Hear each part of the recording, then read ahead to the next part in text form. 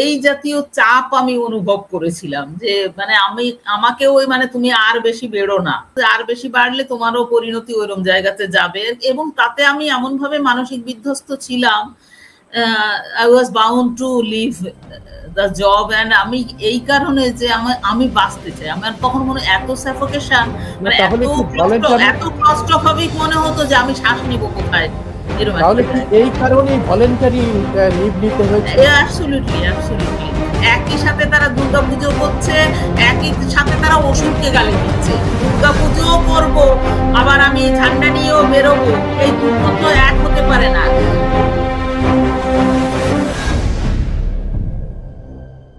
বন্ধুরা, আপনারা সবাই ইতিমধ্যে জেনেছেন যে গত 14ই আগস্ট 2024 সারা বাংলায় মেয়েরা রাত দখল করো শিরোনামে একটা বিশাল কর্মসূচি পালন করা হলো।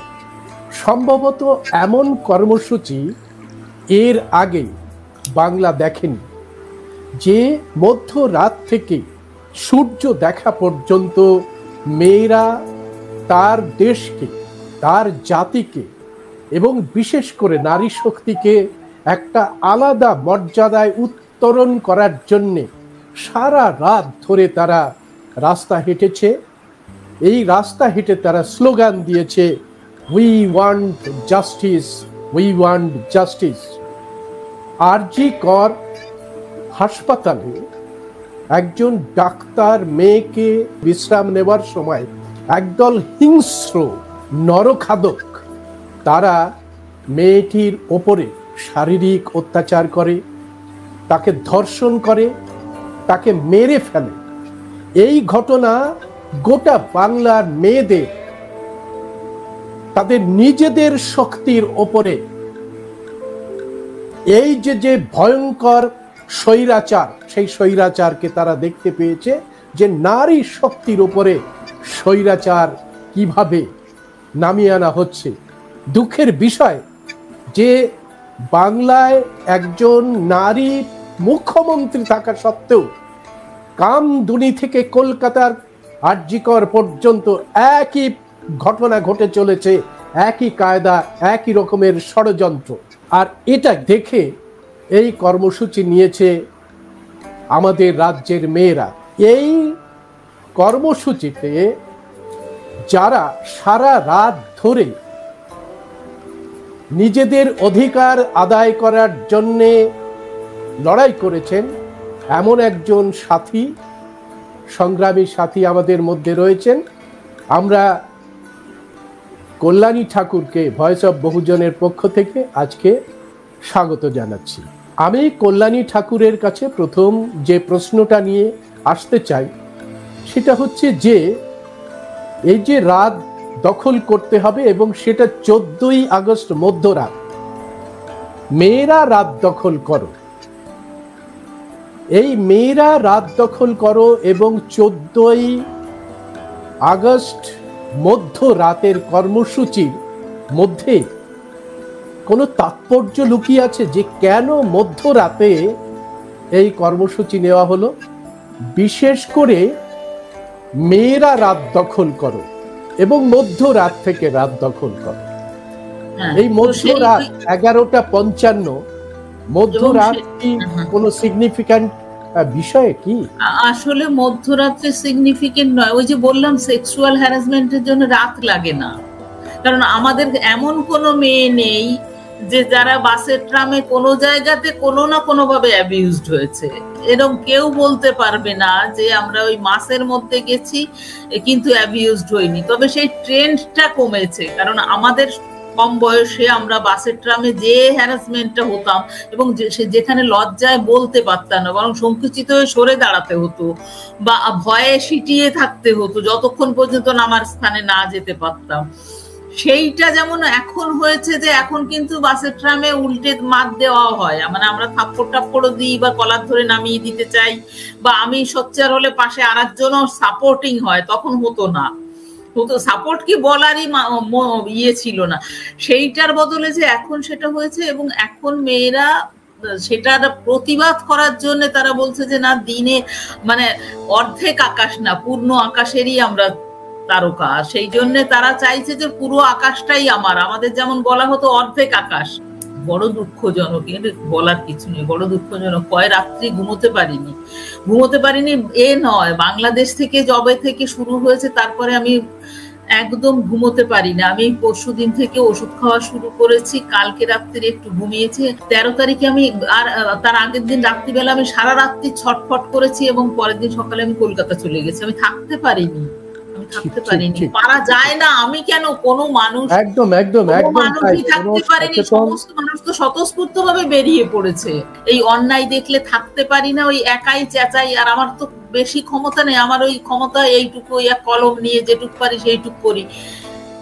কিন্তু সেই কি বলুন তো, ভেতরের কষ্টটাকে তো আমরা কেউ লাঘব করতে পারছি না। ওই, এবং এটা যে সত্যি সত্যি সবাই মিলে চেঁচানোর দরকার, সবাই বেরিয়ে আসা দরকার। তার কারণ প্রত্যেক মাই এখন ওইরকম অবস্থাতে আছে, ইনসিকিউর অবস্থাতে রয়েছে। আমার এক বান্ধবী, ওর মেয়ে আছে মেডিকেল কলেজের ডাক্তার, এই এদের সমবয়সী হবে, এর কাছাকাছি বয়স, ওর থেকে একটু ছোট হবে।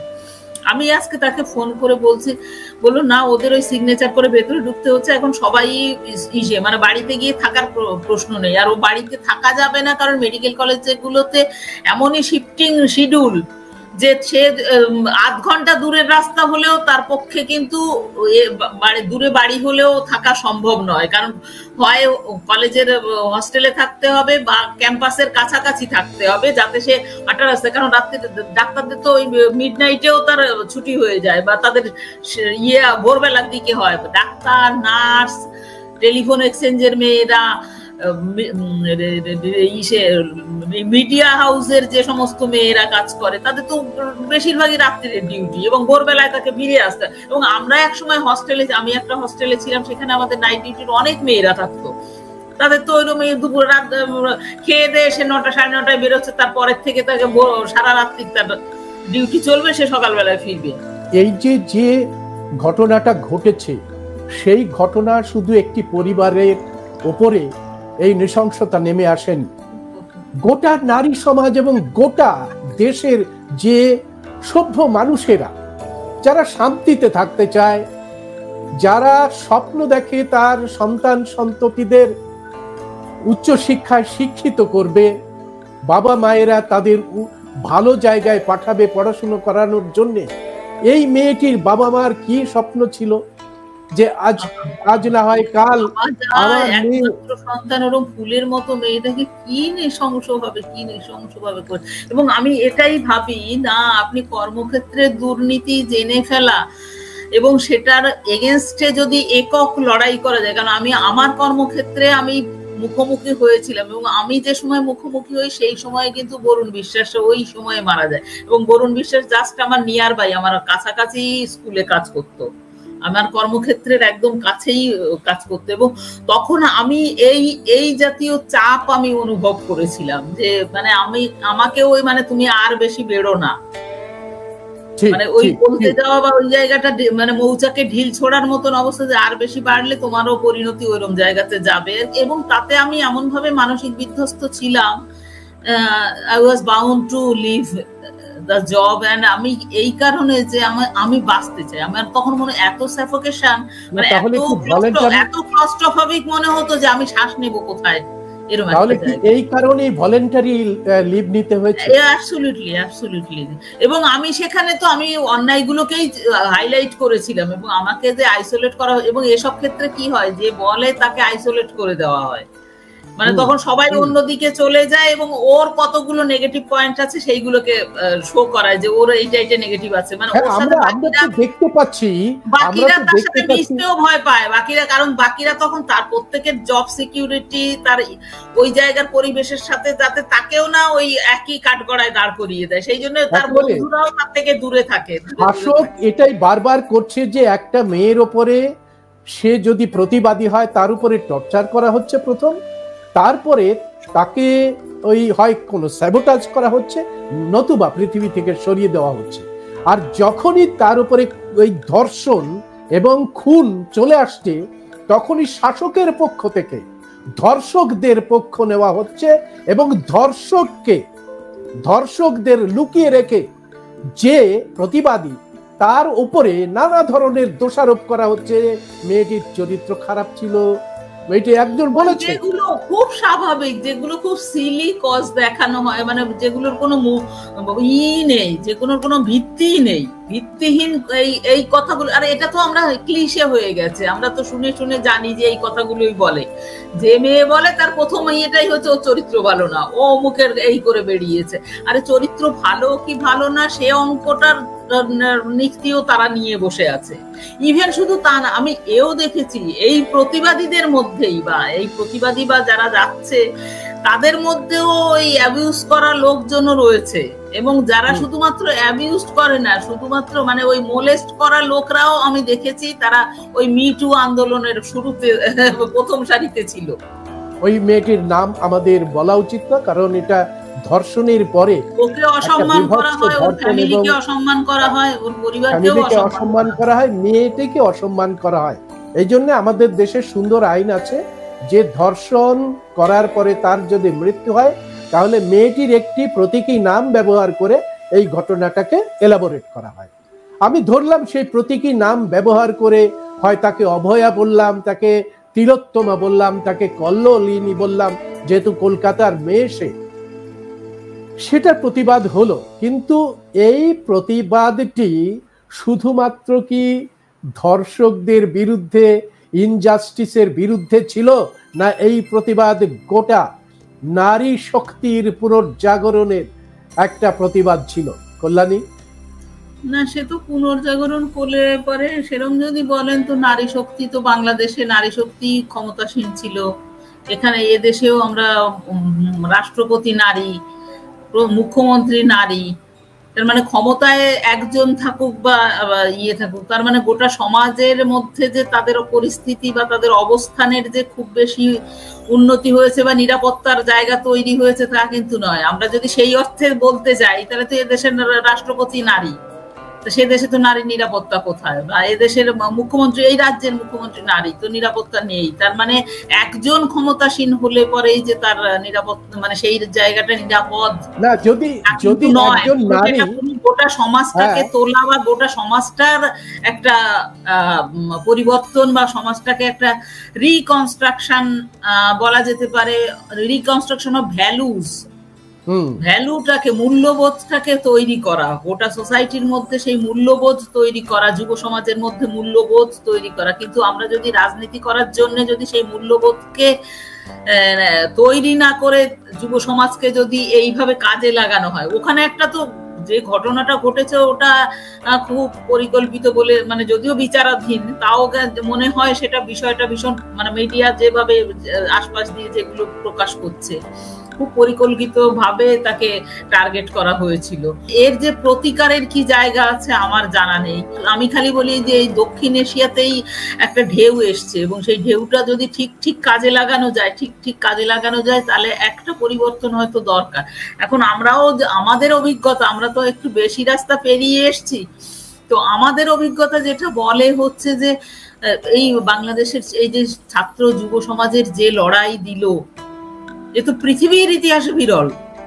এই যে ছাত্ররা এত ইমোশন এবং এত লড়াই, তার মধ্যেও তাকে হাইজ্যাক করা, তার মধ্যে ম্যানিপুলেট করা, তার মধ্যে অন্তর্ঘাত করা, তার মধ্যে ঢুকে পড়ে গিয়ে বিভিন্ন পরিস্থিতি তৈরি করে ওদের বিপক্ষে চলে যাওয়া, এগুলো যেমন ছিল, কিন্তু তারপরেও তারা একটা জায়গায় পৌঁছেছে। এবং এই ফুলের মতন ছেলে মেয়েগুলো যে আদর্শ স্বপ্ন দেখে, যে আদর্শ রাষ্ট্রের স্বপ্ন দেখে, কিন্তু আমাদের তো অনেকটা রাস্তা পেরিয়ে এসছে। আমরা জানি যে রাষ্ট্র ব্যবস্থা অত সুন্দর ফুলের মতো চাইলে তো ভালোই হতো এবং সেটা যদি তৈরিও হতো, কিন্তু রাষ্ট্র যারা চালায় বা তার আশেপাশে যারা থাকে, কিছু সংখ্যক ভালো মানুষ তো থাকেই, কিন্তু এমনও মানুষজন থাকে বা রাষ্ট্রীয় নীতি নিয়ম, সেগুলো তো সব রাজাদের নিয়ম যেগুলো থাকে, সেগুলোতে দেখা যায় যে সেই ওই যে স্বপ্ন নিয়ে ছেলেরা তৈরি করলো, দেখা গেল সেটা যে ধ্বংস, যে মুদ্রাকে তারা ধ্বংস করলো, সে মুদ্রার এ পিঠের পরে হয়তো দেখা গেল মুদ্রার ওই পিঠে সে হাজির হলো। একটা বেশ ভালো জায়গায় আলোচনায় আমরা পৌঁছেছি যে একটি রাজ্যের মুখ্যমন্ত্রী নারী। আমরা চাইবো নারী শক্তির বিকাশ দেখতে, নারী শক্তি পূর্ণ প্রকাশ করবে তার অধীনে, কিন্তু কামদুনিতে ধর্ষকের পক্ষ নিচ্ছে। এই কলকাতা আরজি করে ধর্ষকের পক্ষ নিচ্ছে।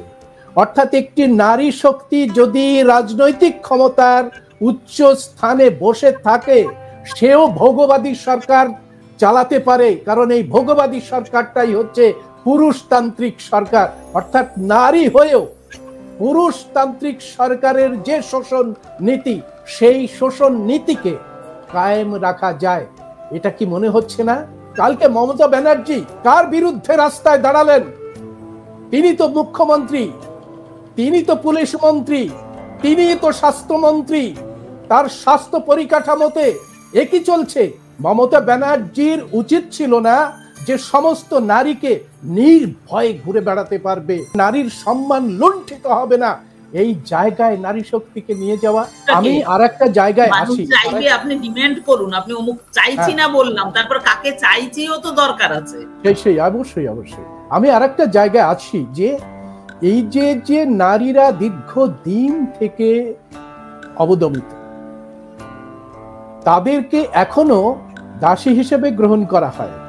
ছেলেরা যখন বিয়ে করতে যায়, মায়ের কাছে প্রতিশ্রুতিবদ্ধ হয়, মা তোমার জন্য একটা দাসী আনতে যাচ্ছি। মা একেবারে দাসী পাওয়ার জন্য তাকে বরণ টরণ করে ছেড়ে দেয়। এই যে দাসত্ব, সেই দাসত্বের বীজ রয়েছে তো আমাদের পরিবারের মধ্যেই, রয়েছে একটা সংস্কৃতির মধ্যে, যে সংস্কৃতি নারীকে দাস হিসাবে চিহ্নিত করে।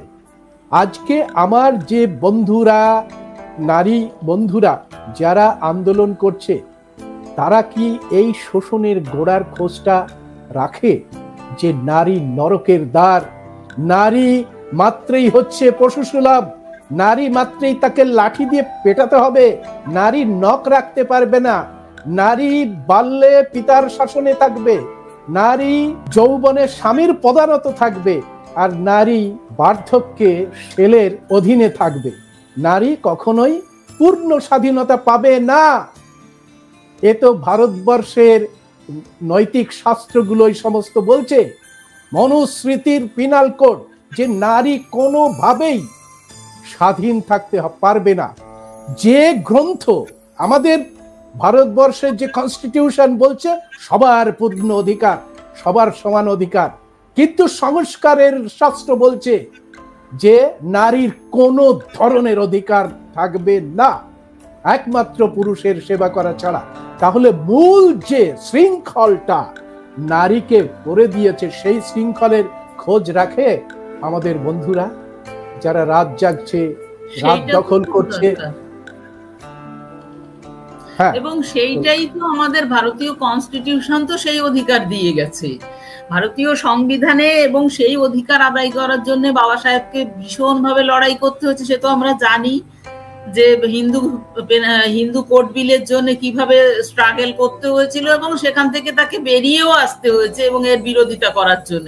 এবং এই কথাগুলোই যখন বলা হচ্ছে, তখন এখনো সেইটাকে এস্টাবলিশ করতে গিয়ে যাদের সবচেয়ে বেশি আঘাত লাগে এই পিতৃতন্ত্রের পুরুষদের বা ব্রাহ্মণিকাল সিস্টেমের যে মানুষগুলো, তারা সেটাকে করছে। এবং তারা একই সাথে তারা কমিউনিজমের সাথেও রয়েছে, একই সাথে তারা খুঁটি পুজো করছে, একই সাথে তারা দুর্গা পুজো করছে, একই সাথে তারা অসুরকে গালি দিচ্ছে, নারী শক্তিকে বাঁচাতে গিয়ে অসুরকে গালি দিচ্ছে। এবং অসুর, এই যে ভারতীয় ইতিহাসকে জানবো না এবং আমরা সম্পূর্ণভাবে ওই কাল্পনিক দেবদেবী পৌরাণিক বিষয়গুলোকে আমরা সম্পূর্ণভাবে সমর্পণ, তাদের কাছে নিজেদেরকে সমর্পণ করে দিয়ে সেটাকে লালন করব, মানে দুর্গাপুজোও করব, আবার আমি ঝান্ডা নিয়েও বেরোবো, এই দুটো তো এক হতে পারে না।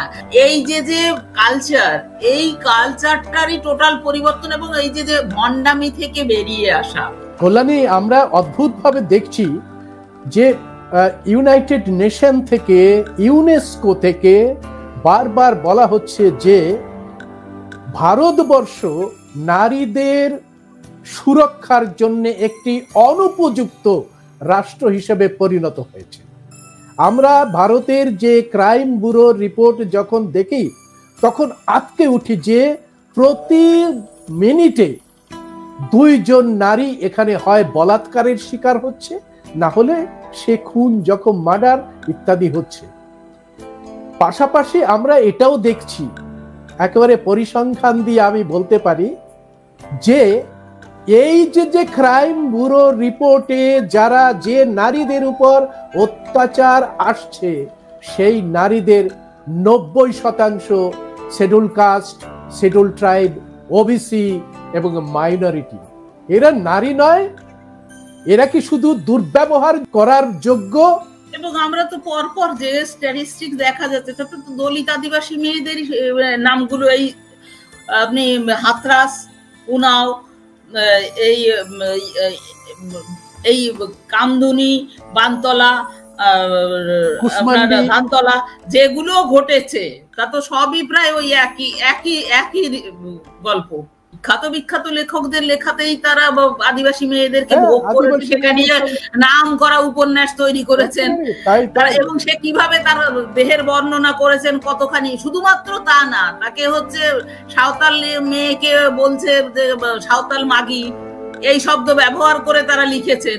এবং যারা এখনো মানুষকে মানুষ হিসেবে দেখে না, বা এই যে সোচ্চার হয়ে যেমন স্ক্রলিং দেখতে পাচ্ছি, এবং ইতিমধ্যে এই দুর্ঘটনার পরে, এই হত্যাকাণ্ডের পরে একজন সোশ্যাল মিডিয়ায় লিখছে যে ও কোটার মাল, এবং আমি দুঃখ করতে পারছি না তাকে। আপনি, সে তো ওই খুনির থেকেও আরো বড় ধর্ষক সেই মেয়েটি, এবং যে মেয়েটি ওই বক্তব্য লেখে স্ক্রলিং সে ইয়েতে করছে যে এই মেয়েটি কোটারে চান্স পেয়েছে, এর হত্যা বা এর ধর্ষণের জন্য আমি দুঃখ করতে পারছি না। এরা মানুষ, কারো মৃত্যু, ধ্বংস, হত্যা, ধর্ষণ, তার বিপক্ষে গিয়ে সে দাঁড়িয়ে বলছে যে, এবং সেখানেও সে জাতের থেকে উন্নত হতে পারছে না। তো ওরা খুনি না? ওর সেই জাতের ইয়ের মধ্যে বলছে যে আমি এতে দুঃখ প্রকাশ করতে পারছি না। এরমও হতে পারে মানুষ? ও তো ওই ধর্ষকের থেকে কম, ও তো মরার পরে ধর্ষণ করছে, ও জাত ধর্ষণ করছে। এই মেয়েটি যে এই কথা বলেছে সে একজন শিক্ষিকা, সে স্কুলে পড়ায় ছাত্র ছাত্রীদের। সে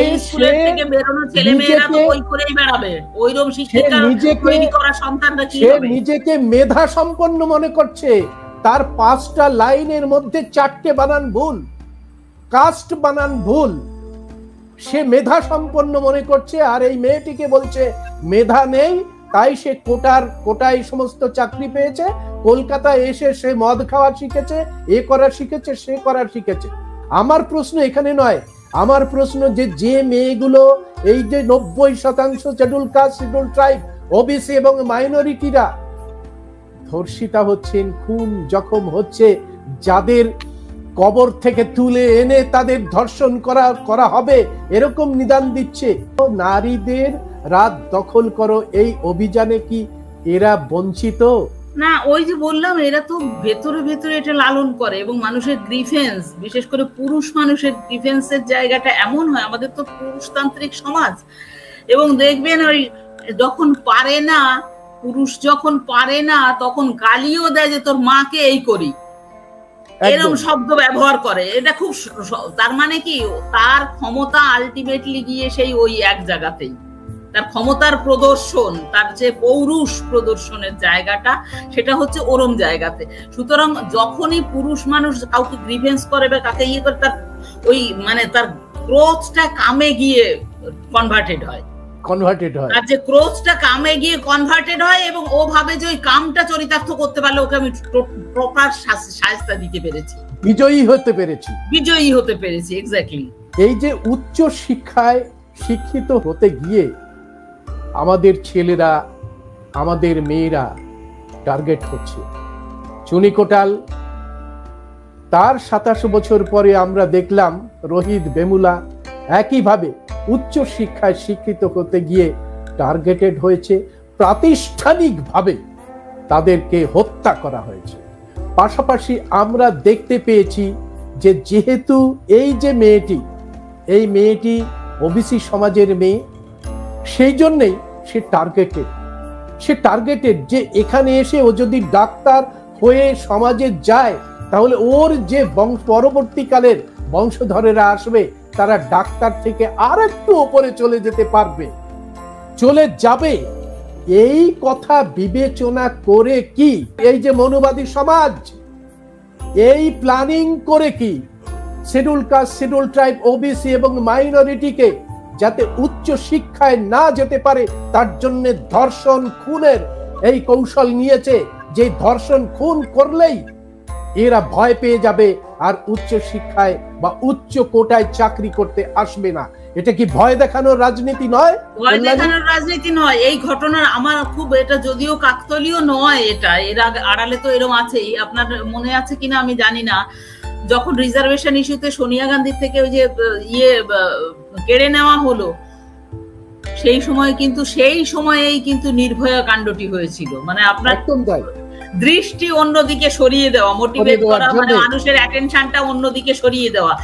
এই হত্যাও কিন্তু এই যে আন্দোলন, এটা কিন্তু আপনি যে একেবারে ওইরকম জায়গা থেকেও আসেনি তাও নয়। মানে আভ্যন্তরীণ জায়গা যদি আমরা মনে করি তাহলে দেখা যাবে যে এই যে ক্রিমিলেয়ার নিয়ে যে আন্দোলনটা দানা বাঁধতে যাচ্ছিল, ক্রিমিলেয়ার দিয়ে একদম সেটা থেকেও যাতে মানুষের চোখ অন্যদিকে সরিয়ে নেওয়া যায়, মানে মানুষের দৃষ্টিটা এটা চলে যাবে, এরকম আন্দোলনের দিকে চলে যাবে। কিন্তু এটা নিয়েও আমার মনে হয় এটা যতটা ইম্পর্টেন্ট ওটাও ততটাই ইম্পর্টেন্ট, ওখানেও ততখানি সোচ্চার হতে হবে।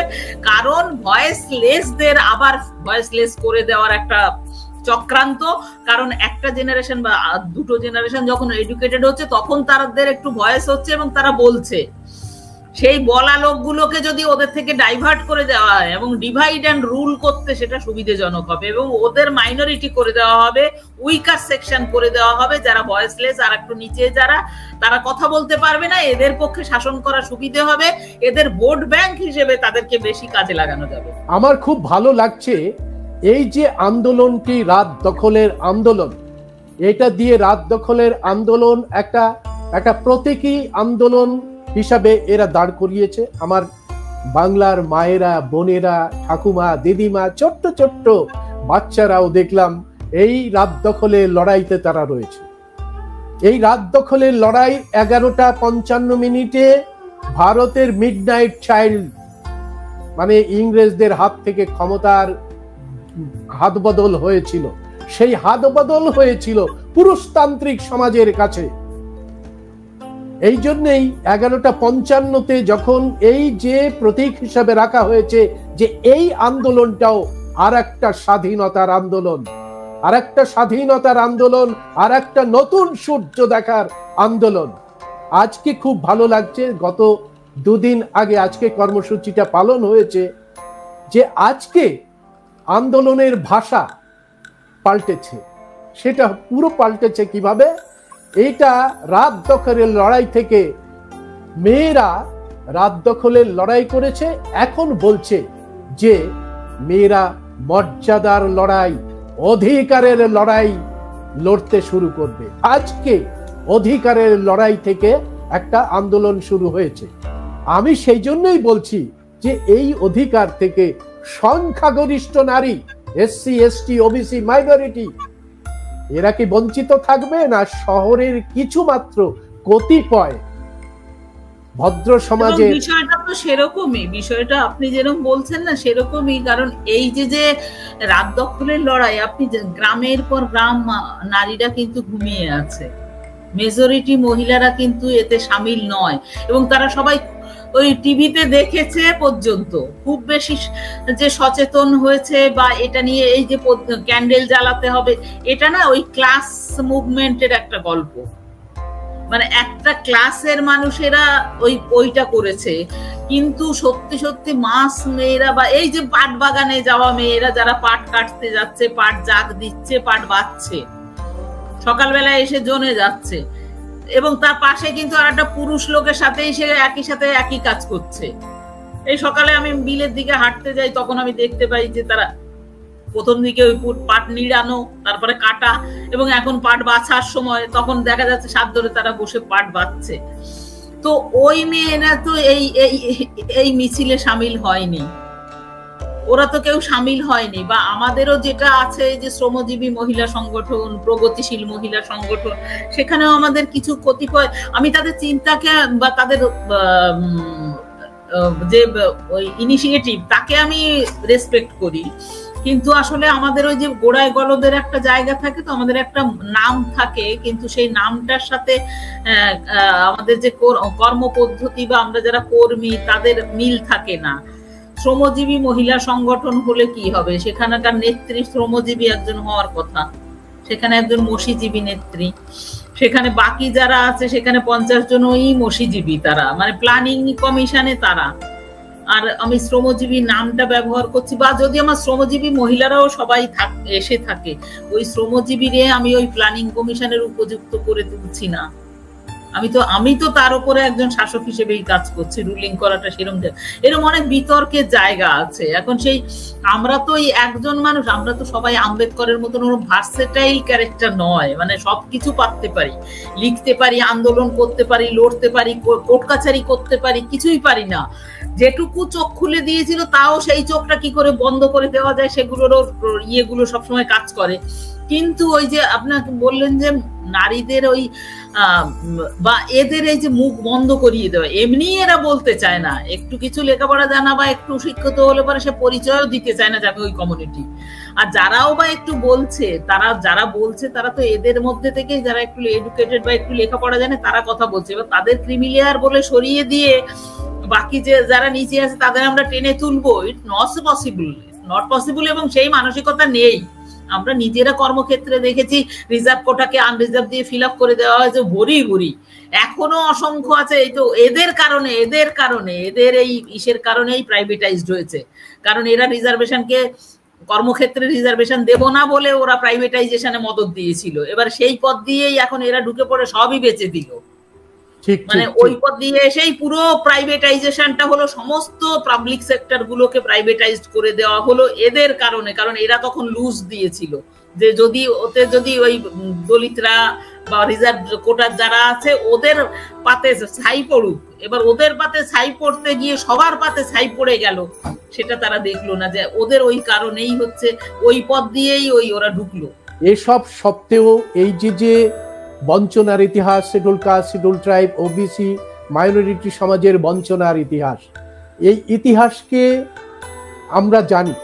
তা সত্ত্বেও এই যে অভূতপূর্ব একটি আন্দোলনের পরিকল্পনা নারীদের মাথায় এসেছে এবং সেখানে নারীরা তাদের অধিকার দখল করো এই পর্যায়ের আন্দোলন শুরু হয়েছে, এই পজিটিভ নেসটাও কিন্তু যুগের একটা ধারা।